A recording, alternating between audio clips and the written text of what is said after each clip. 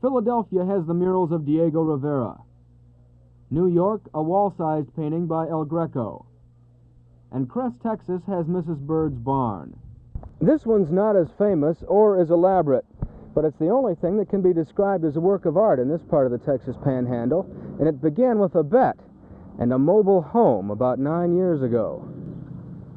The bet was that the man who owned the barn couldn't find anyone to paint the mural.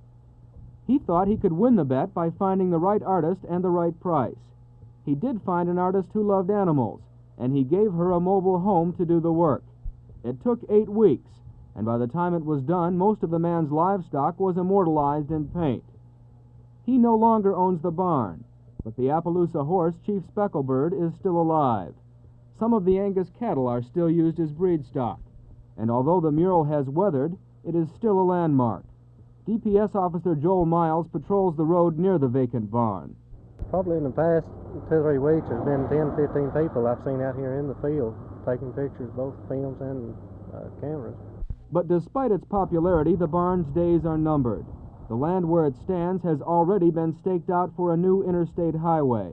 Local groups are considering ways to move the barn to other locations, but mostly they're asking why the highway has to go through the property. And they're asking why a new road has to be built when the old double lane seems to work just fine. Byron Harris, Channel 8 News, in Kress, Texas.